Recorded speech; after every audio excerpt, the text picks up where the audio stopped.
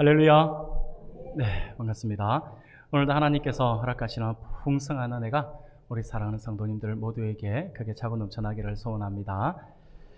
예, 우리가 이번에 여름 수련회를 우리가 준비하면서 역전이라고 하는 주제를 가지고 우리가 삼손, 사사기에 등장하는 이 삼손 스토리의 이 말씀을 통해서 우리가 어떻게 우리 교회도, 우리 가정도, 그리고 우리의 인생도 어떻게 또 역전 스토리를 만들어 나갈 것인가에 대한 부분들에 대해서 우리가 함께 살펴보면서 하나님의 은혜를 나누고자 합니다. 그러기 위해서 수련회는 우리가 8월 14일 이번 주부터 이제 시작이 되지만 수련회 기간 동안의 말씀을 나누기에는 삼손 스토리가 길기 때문에 우리 다 나눌 수가 없어요. 그래서 우리가 주일을 기해서 우리가 오늘 지난 주에 말씀을 나누고 오늘 나누고 또 수련회 기간 동안 말씀을 나누고 또 18일 다음 주일까지 말씀을 함께 삼손 스토리를 살펴보면서 우리의 인생에 있어서 하나님께서 주시는 그런 역전 스토리를 우리가 함께 만들어 나가고 또 그러한 은혜를 누리는 시간들을 가지고자 합니다. 그래서 우리가 지난주에 13장에 우리가 말씀을 함께 살펴보았죠. 그래서 지난주에 우리가 살펴볼 때는 이제 영적 소경이 되어버려서 죽음으로 달려가는 그런 백성들을 살리기 위해서 하나님께서 그 이스라엘 백성들, 하나님의 백성들이면서도 불구하고 하나님을 알지 못하는 그 엄청난, 그리고 자기네들이 엄청난 범죄를 저지르고 잘못하고 있음에도 불구하고 회개할 줄도 모르는, 영적으로 완전히 무너져 있고 영적으로 완전히 소경이 되어버렸던 그 백성들을 살리기 위해서 하나님께서 한 줄기 빛으로서 구원자 삼손을 마노아의 가정을 통하여 주셨고, 하나님께서는 이 삼손을 나실인으로 구별하여서 복을 주시며 또 여호와의 영이 그를 움직여서 이스라엘을 구원하기 위한 그 계획, 구원하기 위한 그 계획을 준비하시고 그것을 본격적으로 시작한 부분들에 대해서 우리가 지난주에 함께 말씀을 살펴보았습니다. 오늘 14장의 말씀을 우리가 함께 읽었습니다.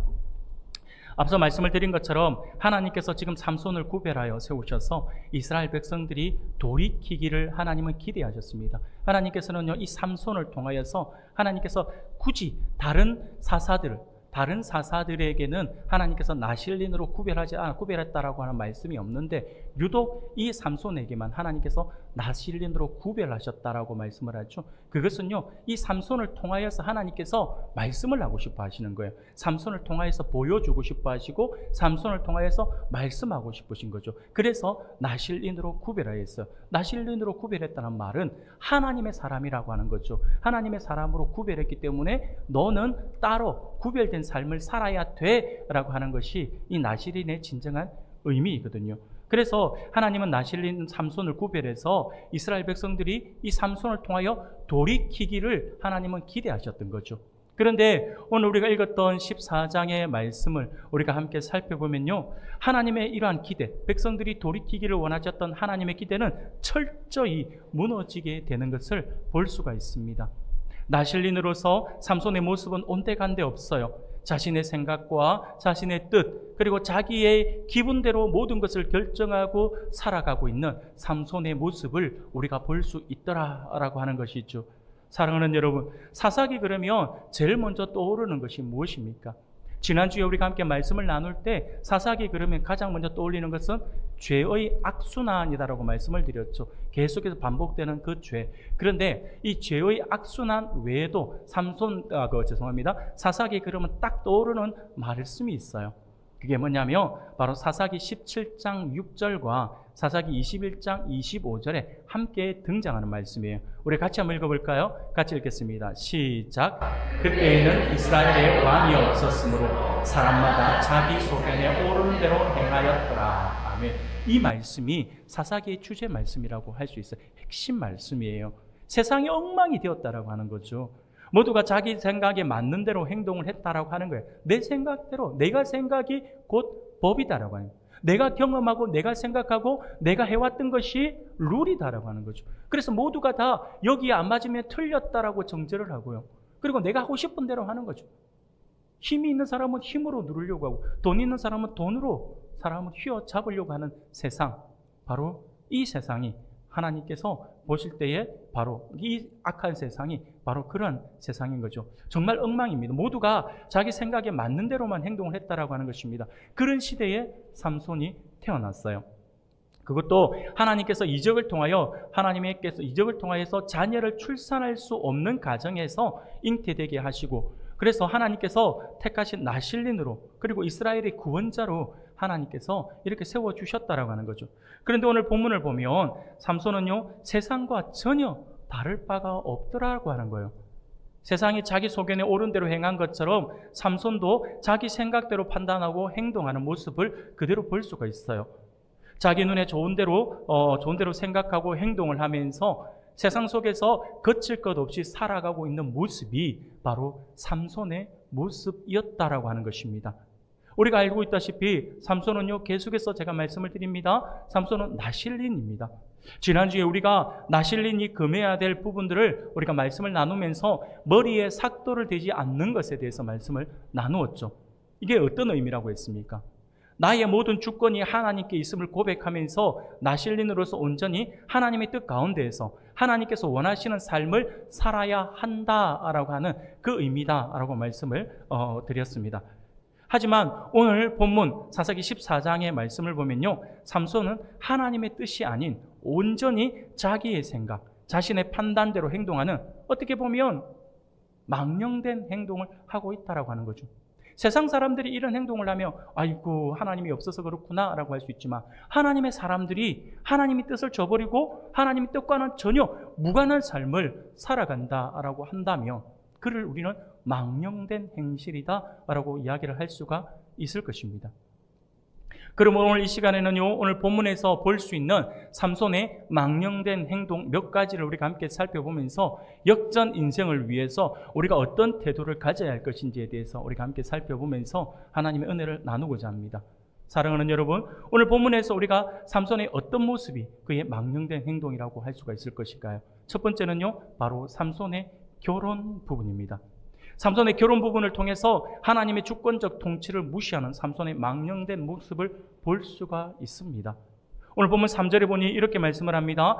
그의 부모가 그에게 이르되 내 형제들의 딸들 중에나 내 백성 중에 어찌 여자가 없어서 네가 할례받지 아니한 블레셋 사람에게 가서 아내를 맞으려 하느냐 하니, 삼손이 그의 아버지에게 이르되 내가 그 여자를 좋아하오니 나를 위하여 그 여자를 데려오소서 하니라 라고 말씀을 하죠. 삼손은요, 지금 불신 결혼을 하고자 하고 있습니다.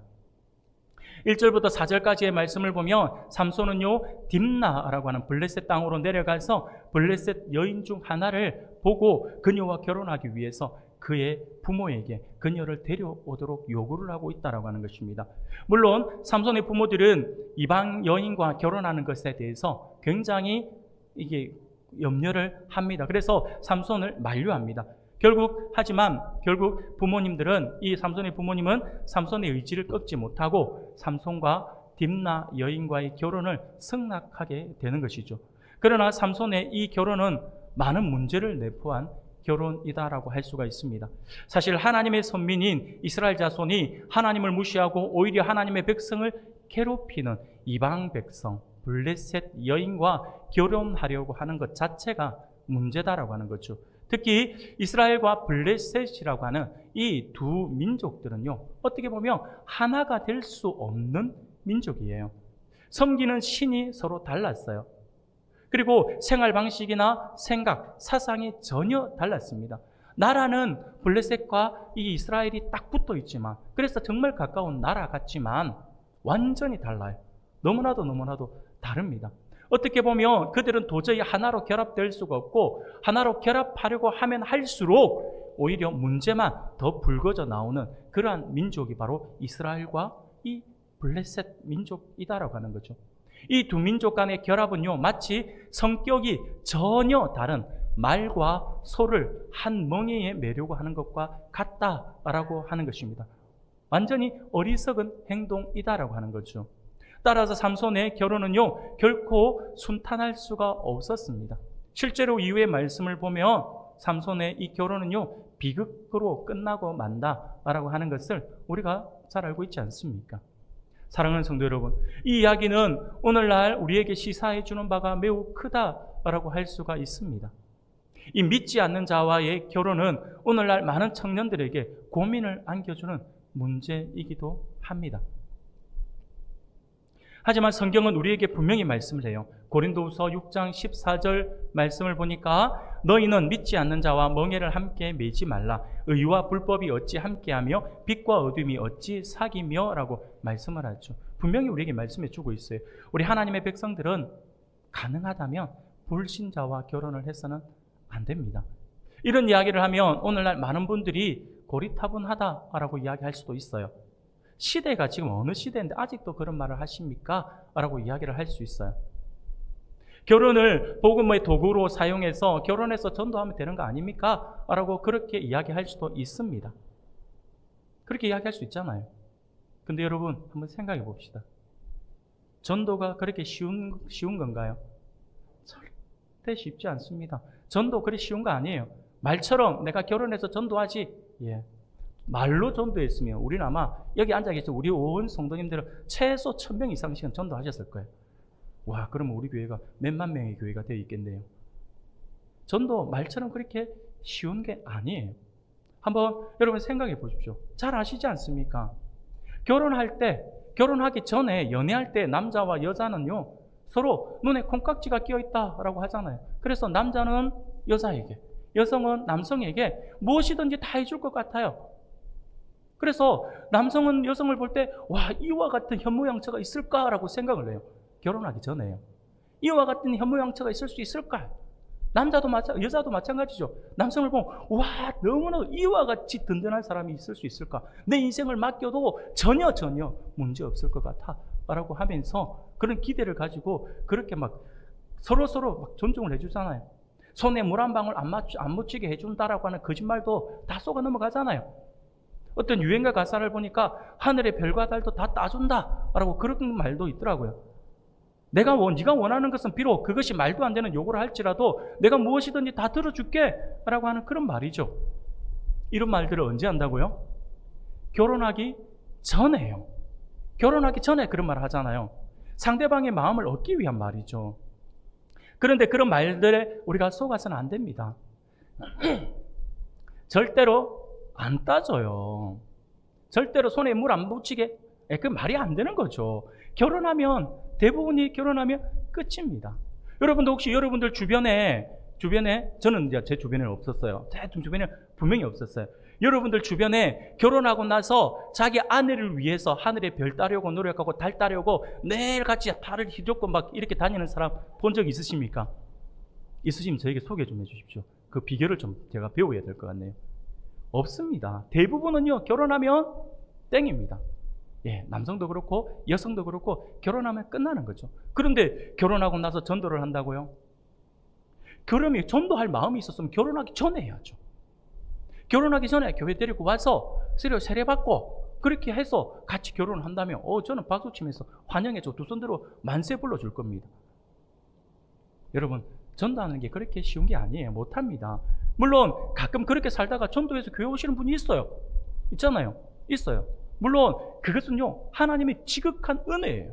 구원받기로 작정되어 있는 그 은혜가 그 남편, 그 아내를 통해서 실현되어진 거잖아요. 하나님이 크신 은혜입니다. 하지만 문제는 뭐냐면 그렇게 되기까지 얼마나 한쪽은요 얼마나 마음 아파하고 속 아리를 하는지 몰라요. 얼마나 많은 힘든 시간을 보내는지 몰라요. 믿는 자와 멍에를 매지 말라라고 말하는 것은 그만큼 아예 불가능하다라고 이야기하는 것이 아니라 그만큼 어렵다라고 이야기하고 있는 것이죠. 결혼은 단순히 남녀 단 두 사람의 육체의 결합이 아니에요. 가족과 가족의 만남이고 문화와 문화의 만남입니다. 서로 같은 문화 속에서 사는 사람들도 살다 보면 성격의 차이를 느낄 수가 있잖아요. 그런데 전혀 다른 문화 속에서 살던 사람들이 하나가 된다라고 하는 것은 그만큼 어려운 것이죠. 물론 전혀 불가능한 일은 분명히 아닙니다만 그렇게 되기까지 그만큼 힘이 들다라고 하는 거죠. 결혼은요 같은 생각을 하고 같은 곳을 바라보고 같은 목적을 가지고 달려가도 그것이 결코 쉽지 않은 여정이지 않습니까? 우리가 잘 아는데 서로 다른 곳을 보고 있어요. 서로 다른 생각을 하고 있어요. 서로 다른 목적을 가지고 있는 사람들이 결혼을 하게 된다라고 한다면 더 큰 어려움이 앞을 가리고 있다라고 하는 것은 불을 보듯 뻔하다라고 하는 거죠. 그래서 바울은요, 믿지 않는 자와 멍에를 함께 밀지 말라라고 말씀을 하고 있는 것입니다. 하나님께 드려야 할 시간, 하나님께 드려야 할 열정, 하나님께 드려야 할 그 사랑이 다 빼앗겨 버리는 거죠. 왜? 지금 믿지 않는 나의 신랑, 믿지 않는 나의 아내와 이 스트레스 받는 그러한 엄청난 쓸데없는 그 소모전을 벌이면서 하나님께 드려야 할 시간들을 빼앗기고, 하나님께 드려야 될 열정을 빼앗기고, 하나님께 드려야 될 그러한 사랑을 빼앗기게 되는 거잖아요. 그래서 그렇게 이야기하는 것입니다. 사랑하는 여러분, 그런데 지금 하나님께서 특별히 구별해 놓은 사람, 세상 사람들과는 다르게 살아야 하는 사람인 나실린 삼손이 지금 그것을 하려고 하고 있다고 하는 거죠. 이것이 바로 오늘 하나님께서 하나님께 매여 하나님의 절대 주권 아래 하나님의 뜻대로 움직여야 할 삼손이 자신의 눈에 좋은 대로, 자신의 생각에 좋은 대로 행동하고 있는 망령된 행위라고 할 수가 있습니다. 두 번째로 삼손의 망령된 행위를 오늘 본문에서 어디서 찾아볼 수 있냐면 삼손의 수수께끼에서 찾아볼 수 있어요. 삼손의 수수께끼를 통해서 교만한 삼손의 망령된 모습을 볼 수가 있습니다. 삼손이 내는 수수께끼는요, 그 자체가 좀 어리둥절한 것입니다. 우리가 잘 알고 있는 것처럼 수수께끼는요, 수수께끼라고 하는 이게 놀이는 그냥 흥을 돋구는 거예요. 재미있게 해서 분위기를 좀 띄우기 위해서 수수께끼를 내잖아요. 그런데 처음에 문제를 낼 때는 좀 아리송해요. 뭐가 답인지 뭐지 라고 하잖아요. 그런데 정답자가 답을 딱 가르쳐 주면 맞네 보통 이러잖아요. 이게 수수께끼의 재미잖아요. 그런데 어쨌든 이 답을 이야기하면 서로 공감할 수 있는 내용이 되어야 되거든요. 그런데 답을 들었음에도 불구하고 전혀 이해되지 않고 무슨 말인지 모르면 오히려 어떻습니까?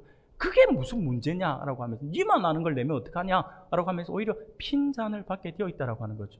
그런데 오늘 삼손이 내는 수수께끼를 한번 보십시오. 참으로 어이가 없어요. 이것을 듣고 바로 문제를 풀었다라고 한다면 제가 볼 때 그 문제 푼 사람이 이상한 사람이에요. 문제를 전혀 풀 수 없는 문제예요. 제가 볼 때 이 문제는요, 절대 풀 수 없는 문제입니다. 왜냐하면요, 그 문제는 지극히 개인이 경험한 사건을 토대로 해서 문제를 내었기 때문에 그것을 보지 못한 사람은 결코 맞출 수가 없는 문제입니다. 그 문제가 무엇이었습니까? 오늘 14절 보니까 삼손이 그들에게 이르되 먹는 자에게서 먹는 것이 나오고 강한 자에게서 단 것이 나왔다라고 말씀을 해요. 여러분, 이게 문제예요. 이게 문제가 맞습니까? 지금 뭘 이야기하고 싶어 하는 건지 저도 모르겠어요. 아마 오늘 누군가가 우리 가운데서 이 문제를 낸다라고 한다면 저는 아마 성경에서 말씀하지 않고 누군가가 저에게 수수께끼를 낼게 하고 문제를 냈는데 먹는 자에게서 먹는 게 나오고 강한 자에게서 단 것이 나왔어요. 뭘까요? 라고 물어보면 제가 한참 듣고 있다 그런 말 할 것 같아요. 그래서 문제가 뭔데? 아니면 문제 언제 낼 거야? 도대체 문제답지가 않다라고 하는 거죠. 이것이 문제예요. 그러니 말이 안 되는 거. 이거 어떻게 푸냐고요? 문제가 아닌 것 같은데 어떻게 답을 알아요? 결국 이 문제를 들은 사람들은요, 사흘이 되도록 수수께끼를 풀지 못합니다. 사실 이 문제를 못 푸는 것은 지극히 당연한 것이었죠. 문제는요, 삼손이 겪은 사건을 토대로 만들어진 문제였기 때문에 삼손만이 아는 문제잖아요. 잘 아시는 것처럼 삼손이 결혼을 위해 딥나로 내려갈 때에 딥나의 한 포도원에서 젊은 사자를 만나게 되고 하나님의 영이 강하게 그에게 임해서 그 사자를 찢어 죽이지 않습니까? 그리고 얼마 뒤에 사자를 찢어서 죽이고 그냥 던져놨는데 며칠 뒤에 지나가다 보니까 그 죽은 사자의 사체에 벌들이 모여서 꿀을 쳤다라고 하는 거죠. 그래서 그 꿀을 떠먹고 그 꿀을 들고 이제 부모님에게도 갖다 주었다라고 이렇게 말씀을 하잖아요. 어떻게 보면 나실린으로서 이 행동이 하나님을 무시하는 행동이에요. 나실린으로 하지 말아야 될 행동, 바로 죽은 시체를 가까이 해서는 안 되거든요. 그런데 그 시체를 만지고 거기서 있는 꿀까지 가져와서 먹고 부모님에게도 말씀을 드리지도 않아요. 부모님에 드리긴 드렸는데 이게 어디서 났는지를 이야기하지 않아요. 나실린으로서 하나님을 무시하는 행동이었습니다. 여하튼 이 삼손이 겪었던 이 사건에서 문제를 착안내어서 내었던 문제가 바로 이 문제입니다. 그러니 이 문제는요, 삼손만 맞출 수 있는 것이죠. 그런데 여러분들은 이 문제의 답을 듣고 혹시 이해가 좀 가능했습니까? 이 문제는 단순히 우리가 그냥 들어서 풀 수 있는 문제가 아닙니다. 문제도 아닌 것 같고 답도 이상하게 이야기하는 것 같아요. 이게 무엇이 사자보다 강하고 무엇이 꿀보다 달겠는가? 그거하고 이 문제하고 무슨 상관이 있지라는 생각이 들어집니다. 그런데 이 문제를 우리가 단순하게 문장에서 먹는 자에게서 먹는 것이 나오고 강한 자에게서 단 것이 나왔다라고 하는 이 말씀 이대로 우리가 보면 안 됩니다. 이 말씀 속에 트릭이 있어요. 이 뭐냐면 이 먹는 자에서 먹는 것이 나오고를 한 문장으로 하고 강한 자에게서 강한 자가 단 것이 나왔다라가 하나로 딱 묶어서 이 둘을 반을 잘라서 반을 아래로 탁 내려가지고 문장을 한번 써보면 알아요. 딱 써보잖아요. 써보고 나서 아래로 읽어보면 돼요. 아래로. 그래서 다시 말하면 뭐냐면 이렇게 나누면 먹는 자와 강한 자가 하나가 되는 것이고 먹는 것과 단 것이 하나가 되는 그러한 것입니다. 그래서 제가 다시 쉽게 이 문제를 다시 풀어서 문제를 내면 이 문제는 이렇게 되는 거예요. 먹는 자 중에서 제일 강한 것이 무엇이고 먹는 것 중에 제일 단 것이 무엇이냐, 지금 이것을 물어보고 있는 거예요. 그러니 답을 뭐라고 이야기합니까? 이렇게 질문을 하면 이 답을 들었을 때 이해가 됩니다. 그래서 이 질문을 이제 나중에 답을 말할 때 뭐라고 합니까? 18절에 무엇이 꿀보다 달겠으며 무엇이 사자보다 강하겠는가? 라고 이야기하고 있는 거죠. 그러니 이 문제가 그렇게 해석되어질 때에 이 문제에 대한 답을 우리가 이해할 수가 있다라고 하는 거죠. 그래도 여하튼 삼손은요, 이 답을 들었을 때 어떻게 반응을 했습니까? 삼손도 생각할 때에 이 문제는 답을 맞출 수 있는 문제가 아니거든요. 왜냐? 이 내가 경험한 거잖아요. 그렇기 때문에 이 문제를 맞출 수 있었다는 말은 무슨 말이냐면 삼손이 사자를 찢어 죽일 때에 누군가가 함께 동행했거나 아니면 오늘날처럼 CCTV가 있어서 삼손의 행동들을 옆에서 지켜보았거나 아니면 세 번째, 삼손이 자기의 영웅담을 늘어놓듯이 누군가의 이야기를 해주었는데 그 이야기를 이 사람들에게 전해주어서 이 사람들이 답을 했거나 이 세 개 중에 하나가 답이죠. 근데 첫 번째, 두 번째는 말도 안 되는 거고 세 번째가 가능한 거죠. 바로 삼손이 알았어요. 이 답을 맞추었을 때에 어떻게 문제 답을 알았는지를 단박에 알았다라고 하는 거죠. 그래서 삼손이 그들에게 이르되 너희가 내 암송아지로 밭갈지 아니하였더라며 내 수수께끼를 능히 풀지 못하였으리라고 화를 내면서 말을 하고 있는 것입니다. 도저히 풀 수 없는 문제인데 그것을 풀었으니 근데 풀었는데 정당하지 못한 방법으로 풀었다라고 화를 내고 있는 것이죠. 사랑하는 여러분, 제가 볼 때는요, 솔직히 똑같아요. 말도 안 되는 문제를 내는 삼손이나 그 문제 맞추려고 그 가족들을, 그 삼손의 아내의 가족들을 다 불살라 죽여버리겠다라고 해서 협박을 해서 답을 알아내는 사람들이나 똑같아요. 구별된 사람이 아니에요. 세상 사람들하고 똑같은 모습을 보여주고 있어요. 그런데 여러분, 근데 여기서 한번 우리가 이렇게 한번 생각해 봅시다. 그러면 뜬금없이 삼손이 자신만 알고 있는 이 사건을 통해서 문제를 만들어내어서 사람들에게 문제를 낸 이유가 뭘까요? 지금 수수께끼 문제를 하고 있었다가 아니에요. 갑자기 이 문제를 내고 있어요. 이유가 뭘까요? 왜 삼손은 이 문제를 갑자기 낼까요? 이게 바로 삼손의 교만이에요. 교만. 삼손의 교만에서부터 비롯된 것이에요. 이 수수께끼가요. 삼손은요, 이 수수께끼를 통해서 지금 무엇을 말하고 싶은 것일까요? 바로 자신의 강력한 힘을 과시하고 싶은 것입니다. 자신이 찢어 죽인 젊은 사자를 이야기하고 싶은 거죠. 그것을 가시하고자 잔치 중에 삼손이 자신만 아는 그런 문제를 낸 것입니다. 그러면 삼손은 왜 갑자기 그 잔치에서, 그 분위기 좋은 잔치에서 자신의 힘을 자랑하고 싶은 것일까요? 왜 갑자기 이 마음이 생겼을까요? 이유가 있어요. 그 힌트를 우리는 11절에서 찾을 수 있습니다. 11절 우리가 같이 한번 읽어볼까요? 11절 같이 읽겠습니다. 시작. 그와 함께 한지라. 아멘. 무리가 삼손을 보고 30명을 데리고 와서 친구를 삼아 그와 함께 하게 한지라 라고 말씀을 하죠. 이 말이 무슨 말일까요? 여기서 말한 무리를 데리고 온 무리들은 누구일까요? 누구인지 성경은 명확하게 말씀하고 있지 않기 때문에 모릅니다. 그러나 우리가 가만히 묵상을 하며 추측할 수 있어. 이 무리들이 누구냐면 신부의 부모 아니면 신부의 가족들 아니면 신부의 친척들이라고 할 수가 있습니다.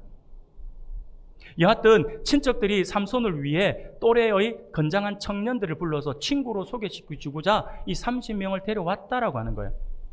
여러분, 이쯤이면 이게 이해가 쉽게 되겠습니까?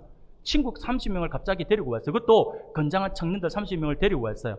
근데 그게 친구로 데려왔다지만 우리가 가만히 생각해 봅시다. 과연 친구로 데려왔는 걸까요? 아닙니다.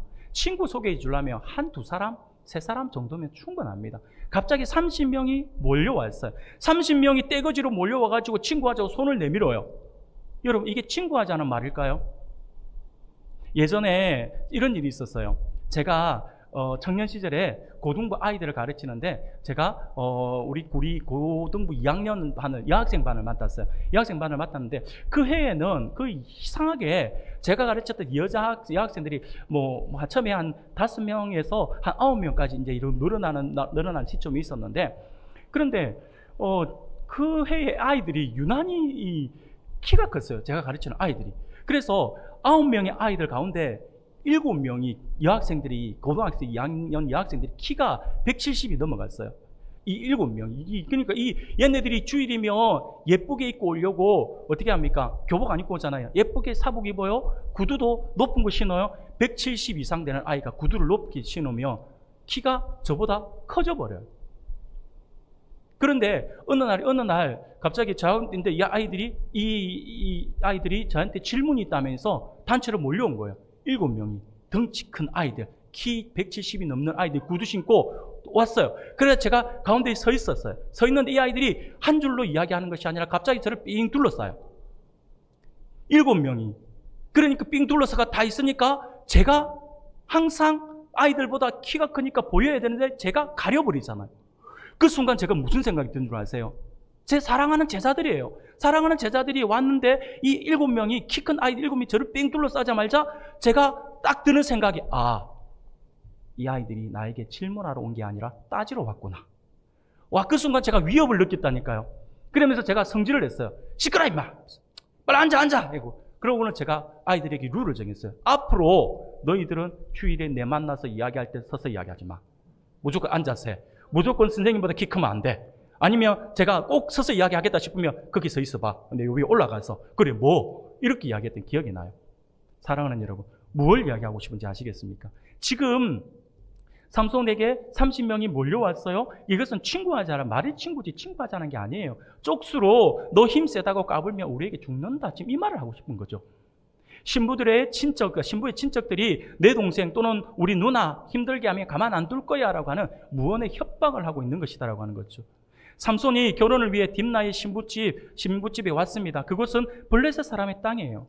이스라엘의 최고의 장사 삼손이 결혼을 위해서 블레셋 땅에 왔다라고 하는 말을 들었을 때 동네 사람들이 얼마나 삼손을 보고 싶어 했겠습니까? 그의 힘을 얼마나 보고 싶어 했겠습니까? 그런데 그중 신부의 친척들이 삼손에게 기죽기가 싫어서 동네에 젊고 키 크고 힘센 청년들을 데리고 와서 친구랍시고 인사시키면서 삼손의 기를 죽이고 있다라고 하는 거죠. 오늘날 우리 부산 사투리로 이야기한다면 가오잡고 있다라고 하는 거예요. 그러면서 처음에는 신경전을 벌이겠죠. 근데 신경전을 벌이겠지만 그냥 악수하고 말겠죠. 근데 잔치잖아요. 잔치니까 친구를 소개해준다 하니까 같이 웃겠죠. 그러면서 같이 그냥 즐겁게 웃으면서 술을 마시게 되어 있습니다. 근데 아시잖아요. 술 기운이 들어가면 남자들은 꼭 하는 행동이 있습니다. 제가 술 마시고 경험했다는 건 아니에요. 제가 주변에 TV라든지 주변 사람들을 봤을 때 하는 걸 봤어요. 뭐냐면 남자들은요, 술 마시면, 특히 부산 경상도 사람은 목소리가 커집니다. 목소리가 제어가 안 돼요. 목소리가 커지면 또 뭘 할까요? 자기의 힘 자랑을 하게 되어 있습니다. 영담을 늘어놓게 되어 있다라고 하는 거죠. 오늘날 우리로 친다면요, 우리 대한민국 남자들이라고 한다면 틀림없이 그 영담의 군대 이야기를 하게 되겠죠. 내가 더 힘든 부대에 있었다부터 해가지고 쭉 이야기합니다. 그러면서 자기가 힘들게 있었다라고 하는 것을 과장하기 위해서 굉장히 많이 부풀립니다. 야간 근무를 쓰는데 호랑이를 봤다를 하지를 않나? 내가 간첩을 잡았다 하지를 않나? 내가 집에서 북한군 17대1로 만나서 싸웠다 하지를 않나? 이상한 소리를 다 합니다. 심지어는 우리가 야간에 작전 나갔는데 내 전우가 지뢰를 밟았는데 다 도망가는데 나는 칼을 뽑아가지고 그 지뢰를 해체해가지고 내가 살렸지 않느냐? 말도 안 되는 소리를 하고 있어요. 그 영담을 늘어놓아요. 그런 이유가 뭡니까? 왜 그런 이야기를 할까요? 내가 이런 사람이야 라고 하는 걸 말하고 싶은 거죠. 상대방보다 우위에 있고 무언의 압박을 하고 있는 것입니다. 여러분, 이런 모습은 동서고금 어디를 막론하고 사람들, 특히 남자들 사이에 자주 있는 모습이라고 할 수가 있습니다. 기죽기 싫으니까요. 그런데 그게 남자만 그럴까요? 아니에요. 여성들도 그래요. 여성들이 힘 자랑한다는 거 아니에요. 남자들은 힘 자랑하고 경험담을 이야기를 하지만 여성들은 뭘 자랑할까요? 기죽기 싫어서 옷을 자랑한다든지, 아니면 자기의 어머나 내 속이 왜 이리 무겁지 하고 막 보석을 자랑한다든지, 아니면 우리 아들이 뭐 짜고 하면서 우리 아들이 이번에 뭘 했는데 막 그런 아들 자랑한다든지 기죽기 싫으니까요.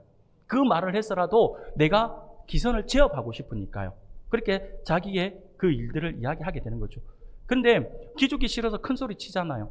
힘에서 조금 밀릴 것 같으면 어떻게 합니까? 특히 남자들, 특히 어린 아이들 보면 이 기세에서 밀리잖아요. 절대 밀리고 싶지 않아요. 밀리고 나면 그 다음에 자기는 별 볼 일 없다 되니까 그 다음에 어떻게 합니까? 친구들 불러 모아요. 쪽수로. 한 명 만나러 가는데 갑자기 친구 여러 명 데리고 나와가지고 나 이런 사람이야. 이걸 보여주고 싶어 하죠. 이게 사람들이 가지고 있는 심리예요. 지금 삼손 앞에서 건장한 청년 30명이 가오를 잡으면 삼손의 기를 죽이고자 그렇게 하고 있다라고 하는 거죠. 그런데 어디 삼손이 그렇다고 기죽을 사람입니까? 전혀 눌리지 않아요. 삼손이 기쁜 결혼식 날이니까 지금 뭐 하는 거야? 다 덤벼. 내가 한번 붙어줄게. 이렇게 할 수가 없어요. 뜬금없이 우리가 누가 힘센지 씨름이나 한판 합시다 할 수가 없어요. 그런데 어떻게 해서든지 자기도 자기 그 기세에 눌려지고 싶지 않고 뭔가를 가지고 누르고 싶은 것이 욕구가 올라오는 거죠. 그런데 사람인 자신이 어떤 사람인지를 알려주고 싶어 하는 거잖아요. 그래서 말로 일일이 설명하지 않고 무언가 자신의 힘을 이야기해주고 주면서 그 기를 죽이고 싶은데 그게 뭘까라고 생각하면서 생각해낸 것이 바로 이 수수께끼였다라고 하는 거죠. 사랑하는 성도 여러분. 그런데 솔직히 삼손에 일어났던 이 사건이 왜 벌어졌을까요? 한번 생각해 보십시오. 우리가 알고 있는 것처럼 하나님의 계획하심과 섭리하심 안에서 우연히 되어지는 일은 없어요. 모든 것이 하나님의 뜻이고 하나님의 섭리 안에서 이루어집니다. 그러면 지금 삼손에게 벌어진 이 사건 또한 하나님의 뜻이 있고 하나님께서 이것을 통하여 보여주고 싶어 하시는 것이 있었다라고 하는 것을 우리가 알 수가 있습니다. 이 사건은 삼손을 향한 하나님의 외침이었다라고 하는 거죠. 바로 이 사건은요. 삼손을 향한 하나님의 외침이었습니다. 하나님의 뜻에 따라 움직여야 할 삼손이 자신의 생각과 뜻대로 움직이고 있는 그 모습들에 대해서 하나님께서 지금 지적하고 계신 거예요. 우리가 그것을 어떻게 알 수 있을까요? 그것은요, 우리가 조금만 묵상을 해보면 이 사건이 일어난 그 이해할 수 없는 몇 가지의 모습을 보면 우리가 알 수가 있어요. 먼저 삼손이 젊은 사자를 만난 장소예요. 결혼식을 위해 딥나로 갔는데 사자를 만난 장소가 어디인가요? 딥나 포도원이었어요. 그런데 삼손이 포도원을 왜 갔을까요? 나실린이잖아요. 포도원을 왜 갔을까요? 그러면 이렇게 질문을 하면 우리 5절에 말씀해 보니까 부모와 함께라고 하는 말씀으로 우리가 볼 때 딥나 포도원을 지나가다가 그렇게 사자를 만났는가 보다라고 생각할 수 있잖아요. 나실린이라서 포도원을 못 들어가는 건 아니잖아요. 그 앞을 지나갈 수는 있는 거잖아요. 지나가다가 만났는가 보다라고 생각할 수 있잖아요. 근데 아니에요. 6절 말씀을 보면 뭐라고 이야기하냐면 그는 자기가 한 일을 부모에게 알리지 않았다라고 이야기하는 거죠. 쉽게 말하면 이게 정리를 해보면 이런 거예요. 삼손이 부모님과 함께 지금 딥나로 가면서 딥나 포도원을 지나간 거예요. 그리고는 부모님을 두고 나서 자기가 다시 재차 딥나 포도원으로 왔다라고 하는 거죠. 그렇게 돌아와서 딥나 포도원에서 사자를 만나고 그 사자를 찢어 죽이고 그리고는 부모님한테 말씀을 드리지 않은 거죠. 부모님이 같이 갔지만 부모님이 사자 죽인 걸 몰랐다라고 하는 말은 그 포도원에서는 바로 부모님이 함께 없었다라고 하는 거잖아요. 그러니까 그가 다시 포도원으로 들어왔다라고 하는 거죠. 그러니 삼손이 포도원에 왜 갔냐라고 하는 거죠. 그는 포도소산을 먹을 수가 없어요. 정확한 이유를 우리가 알 수가 없습니다. 성경은 뭐라고 말씀을 하지 않아요. 근데 중요한 것은 뭐냐면 나실린이에요. 나실린으로서 오해 살 만한 행동은 하지 말아야 한다라고 하는 거죠. 예수 믿는 우리가 나는 안 했다가 중요한 게 아니에요. 가급적이면 할 수만 있다면 오해받는 행동은 안 하는 게 낫겠죠. 그런데 여기에 사자가 나타났습니다. 근데 사자는요, 신음식을 좋아하지 않는 짐승이에요. 그래서 포도원에는 나타나지 않고 포도원에 가지 않아요. 정말 배고픈 사자면 모를까? 그것도 모르겠어요. 어쨌든 사자는요, 포도원을 안 간대요. 신음성을 좋아하지 않았어요. 근데 뜬금없이 포도원에 사자가 나타났다라고 하는 거죠. 지금 하나님께서 젊은 사자를 통하여서 삼손이 있어서는 안 될 장소에 있음에 대한 경각심을 불러일으켜 주고자 했다라고 하는 거죠. 나이 많은 사자가 이제 사냥 능력이 떨어져서 배는 채워야겠고 그렇게 해서 포도원에 가서 포도라도 배를 채울까 해서 간 게 아니에요. 젊은 사자라고 뚜렷하게 이야기하고 있잖아요. 힘 있는 사자잖아요. 그런데 그 사자가 포도원에 나타났다라고 하는 것은 하나님께서 지금 보냈다라고 하는 거죠. 하나님께 젊은 사자를 통하여서 삼손이 있어서는 안 될 장소에 있음에 대한 경각심을 불러일으켜 주고 있습니다. 물론 삼손을 죽일 의도는 없어요. 왜냐하면요, 그 순간 하나님의 영이 임하여서 그 사자를 찢어 죽인 것이 바로 그 증거거든요. 하나님께서 삼손을 죽이고자 하는 마음은 아니었어요. 그냥 경각심을 일으키고자 한 것입니다. 그리고 또 이해할 수 없는 모습이 있죠. 바로 죽은 사자에게서 꿀벌들이 꿀을 쳤다라고 하는 거예요. 사자에게 무슨 달콤함이 있어서 거기에다가 꿀을 쳤냐고요. 이해할 수 없는 모습이죠. 사랑하는 여러분, 쉽게 말씀을 드리면 하나님께서는 사자가 나타나지 않는 장소에 나타나게 하셨고, 벌들이 꿀을 칠 자리가 아닌 곳에 꿀을 치게 한 것을 통해서 삼손으로 하여금 지금 자신의 모습을 돌아보라라고 말씀을 하고 있는 거죠. 삼손은 이 사건들을 통해서 단순하게 이상한 조화다라고 생각하면 안 되고, 하나님께서 지금 나에게 주시는 메시지이구나 라고 하는 것을 생각하고 자신의 행동을 돌이켜야 했습니다. 그런데 삼손은 어떻게 반응을 합니까? 삼손은요, 하나님의 능력으로 이루어진 그 일들을 마치 자신의 능력으로 되어진 일인 양 하나님께 돌려야 할 영광을 가로채어서 자신의 것으로 둔갑시켜서 뜬금없이 자신의 힘을 가시하고자 하는 교만한 마음에서 자신의 생각대로, 자신의 눈에 좋은 대로 해석을 해서 하나님을 무시하는 망령된 행동을 하고 있더라고 하는 거죠. 그런데 이러한 모습들을 우리가 종합적으로 볼 때, 그럼 이렇게 해석을 할 수 있는 그 근거가 뭘까요? 이걸 우리가 어떻게 알 수 있을까요? 그거는요, 삼손의 다음 행동을 보면 우리가 알 수가 있습니다. 그것이 삼손의 세 번째 망령된 행동입니다. 그게 뭐냐면 무차별적 살인이에요. 무차별적 살인. 삼손이 낸 문제를 블레셋 사람들이 맞췄어요. 그래서 삼손이 어떻게 합니까? 흥분해서 자신의 분을 삭히지 못하고 어떻게 합니까? 19절 말씀을 보니까 삼손이 아스글론에 내려가서 그곳 사람 30명을 쳐 죽이고 노략하여 수수께끼 푼 자들에게 옷을 주고 심히 노하여 그의 아버지 집으로 올라갔고 라고 말씀을 합니다. 사랑하는 여러분, 이것을 우리가 어떻게 보면 블레셋 사람, 이스라엘이 원수를 죽인 것이니까 4절 말씀에서 볼 때에 그때 블레셋 사람이 이스라엘을 다스린 까닭에 삼손이 틈을 타서 블레셋 사람을 치려함이었으나 그의 부모는 이 일이 여호와께로부터 나온 것인 줄을 알지 못하였더라라고 하는 이 말씀 지금 이루어진 거 아닌가라고 생각할 수 있겠죠. 하나님의 사사로서 정당한 거 아닌가라고 생각을 할 수 있어요. 하지만 그렇지 않습니다. 성경은요, 항상 합리적이에요. 성경은 항상 전쟁을 통하여서 사람을 죽일 때면 그냥 단순하게 그냥 살육을 하는 게 아니에요. 명분을 가지고 있습니다. 그리고 무차별적으로 죽이는 것이 아니에요. 지금 이스라엘 백성들과 블레셋 사람들이 시비가 붙어서 블레셋 사람들이 이스라엘 백성들을 학살하고 있어서 삼손이 막 화가 나서 힘을 가지고 그들을 응징하고 있는 것이 아니다라고 하는 거죠. 뜬금없이 교만한 마음으로 자신의 힘을 가시하고자 수수께끼를 내었어요. 그래 하나님의 영광을 가로채고 그것을 마치 자기 것으로 둔갑시켜서 수수께끼를 내고 그것이 부당한 방법으로 풀어졌다라고 해서 자신도 똑같은 부당한 방법을 동원해서 자신의 분을 풀고 내기에 진 것을 갚으려고 했다라고 하는 거죠. 그러고는 결혼식 도중임에도 불구하고 자신의 집으로 돌아가 버렸어요. 따지고 보면 세상 사람들이 보일 수 있는 모습과 똑같은 모습을 지금 보이고 있더라고 하는 거죠. 사랑하는 여러분, 아스글론 사람들 입장에서는요, 우리가 아스글론 사람들의 입장에 한번 되어봐야 돼요. 아스글론 사람들의 입장에서는 영문도 모르고 졸지에 당하는, 어떻게 보면 무차별적 묻지마 폭행, 묻지마 살인이잖아요. 이유 없이 두들겨 맞고 이유 없이 지금 내 부모님이 죽었어요. 이걸 어떻게 이해하냐고요. 삼손도요, 이 행동이 망령된 행동임을 스스로가 인정합니다. 우리가 말씀을 볼까요? 오늘 본문 아니지만 다음 주에 우리가 보게 되겠지만, 수요일 저녁에 우리가 보게 되겠지만 오늘 15장 3절 우리 같이 한번 읽어볼까요? 같이 읽겠습니다. 시작. 삼손이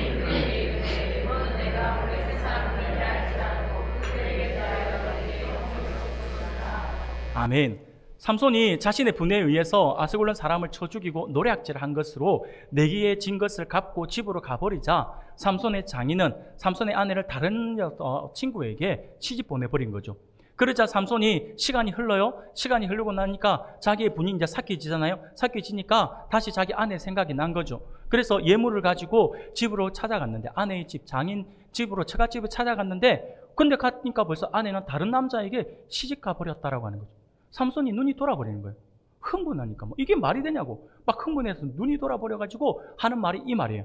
이번은 내가 블레셋 사람들을 해할지라도 그들에 대하여 내게 허물이 없을 것이라 라고 이야기하죠. 이 말이 무슨 말일까요? 얼마 전에 있었던 부분들에 대해서는 자신의 흥분으로 일을 저지른 망령된 행동이다라고 하는 것을 시인하고 있는 거잖아요. 그때는 내가 잘못했지만 이제는 정당하다. 이제는 내 잘못 아니야. 지금 이 이야기를 하고 싶은 거죠. 사랑하는 여러분, 이런 모든 것이 삼손이 하나님의 뜻이 아닌 자기의 생각대로 행한 그의 망령된 행동이라고 할 수 있다고 하는 것입니다. 삼손은요, 자신의 힘을 가시하고자 낸 수수께끼에 지자 자신의 생각과 자신의 판단대로 무차별적인 살인을 자행했고 그것이 정당한 것이냐 행동을 한 것입니다. 세상이 하는 방법 그대로 행동을 하는 삼손의 모습을 볼 수가 있어요. 자신의 소견에 옳은 대로 행동한 사람들의 모습을 그대로 답습하고 있더라라고 하는 거죠. 삼손이 누구입니까? 하나님께서 구별해준 나실린이잖아요. 그런 그가 세상과 같은 행동을 하고 있는 것입니다. 그러니 이것이 바로 삼손의 망령된 행동이라고 할 수가 있습니다. 사랑하는 여러분, 오늘 우리들에게도 적용하셔야 합니다. 하나님이 따로 구별해 주신 교회, 하나님께 따로 구별해 주신 교회로서의 우리 성도, 그리고 우리가 세상 사람들과 똑같은 행동을 해요. 똑같은 말을 하고 똑같은 행동을 하고 그들이 나에게 피해를 주면 나는 그보다 더 큰 것으로 보복을 하고 세상 사람들과 다를 게 뭐 있어요? 구별한 사람들이 그런 모습을 가지면 하나님께서 그것을 망령된 행동이다라고 이야기한다라고 하는 거죠. 사랑하는 여러분, 그런데 우리가 14장의 말씀을 보면서 삼손의 행적을 보면요, 삼손이 자신의 생각대로 일을 저지른 이 깡패 같은 이 삼손의 모습을 볼 때에 솔직히 우리로 하여금 불편하게 하는 사실이 하나 있어요. 뭔가 마음이 불편해요. 그것은요, 잘 말씀을 보면 이 모든 일이 마치 여호와로부터 나온 것인 듯한 말씀을 우리에게 주고 있다라고 하는 거죠. 4절 말씀을 보니 그때의 블레셋 사람이 이스라엘을 다스린 까닭에 삼손이 틈을 타서 블레셋 사람을 치려함이었으나 그의 부모는 이 일이 여호와께로부터 나온 것인 줄 알지 못하였더라 라고 말씀을 하죠. 6절 말씀에도 보면 여호와의 영이 삼손에게 강하게 임하니 그가 손에 아무것도 없이 그 사자를 염소 새끼 찢는 것까지 찢었으나 그는 자기가 행한 일을 부모에게 알리지 아니하였더라고 말씀을 하고요. 19절 말씀에도 보면 여호와의 영이 삼손에게 갑자기 임하심에 삼손이 아스글론에 내려가서 그곳 사람 30명을 쳐 죽이고 노력하여 수수께끼 푼 자들에게 옷을 주고 심히 노하여 그의 아버지 집으로 올라갔고 라고 말씀을 하죠. 모든 것이 하나님께서 지금 주신 은혜 가운데서 되어진 일들처럼 보여진다라고 하는 것. 이것을 우리가 어떻게 이해해야 될까요? 삼손이 불신 결혼을 하는 것도 여호와께로부터 나온 것이라고 말씀을 하고 사자를 찢어 죽인 것도 여호와의 영이 강하게 임하여 그렇게 한 것이니까 결국 수수께끼의 비밀을 제공했던 사자 사건도 여호와의 영이 그렇게 여호와의 영이 임하여 그렇게 된 것이라고 말씀을 하고 있는 것처럼 보인다라고 하는 거죠. 아스글론 사람들을 쳐 죽여 노략한 것도 결국 여호와의 영이 갑자기 임하여 그렇게 한 것이니까 결국 아스글론 사람들을 쳐 죽인 것과 노략질한 것도 하나님의 뜻에 의해서 그렇게 된 것 같은 그런 말씀을 우리에게 하고 있다라고 하는 거죠. 이것을 우리가 어떻게 보아야 하고 이것을 우리가 어떻게 이해를 해야 될 것일까요? 사랑하는 여러분, 정말 하나님께서 그렇게 하신 것일까요? 아니에요. 여러분의 말씀을 잘 묵상하셔야 합니다. 내가 이해하고 싶은 대로 이해를 해서는 안 됩니다.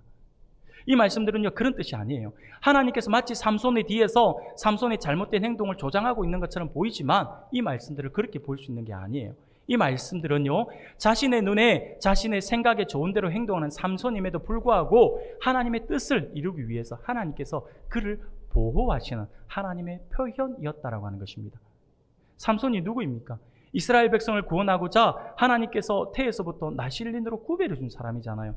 그런데 이렇게 구별해 주셔서 이스라엘의 구원자로 세운 삼손이 자꾸만 하나님의 뜻과는 역행하고 있어요.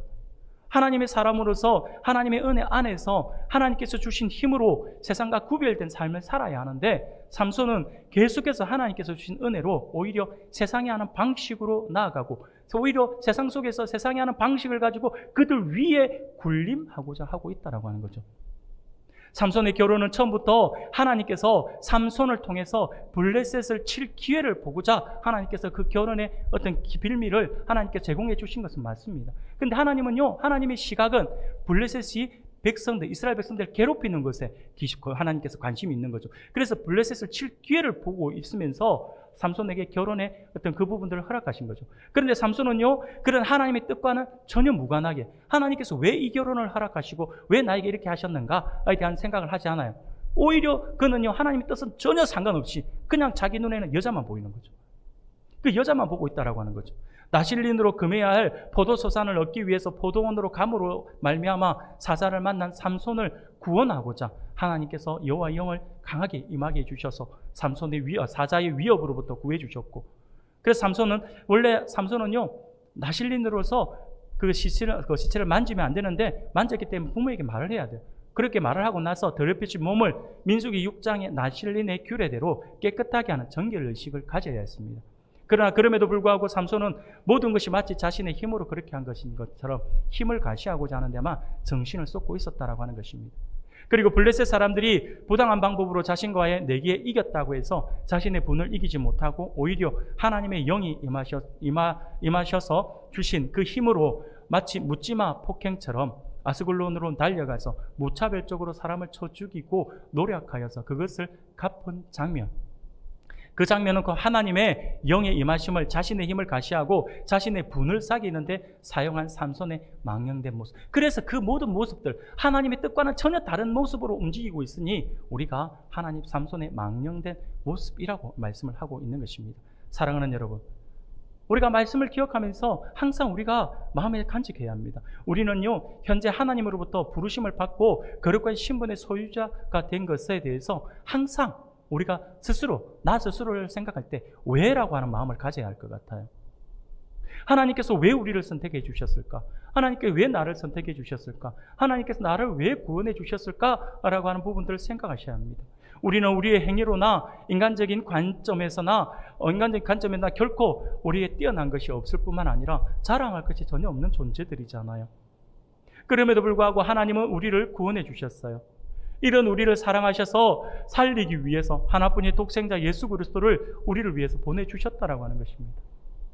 그러므로 우리는 오직 하나님의 은혜와 그리스도의 십자가를 자랑으로 여기며 증인된 삶을 살아가야 하는 것입니다.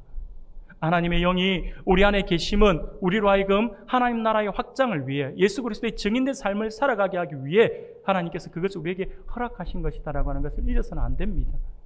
하나님께서 우리에게 은혜를 베풀어 주신 것은요, 우리의 이 땅에서 우리가 누군가에게 군림하기 위해서, 우리가 이 땅에서 그냥 배불리기 위해서 하나님께서 주신 것이 아니라 하나님의 영광을 위해 주신 것이다라고 하는 사실을 결코 잊어서는 안 됩니다. 우리의 건강, 우리의 물질, 우리의 인맥, 우리의 모든 것들이 다 마찬가지예요.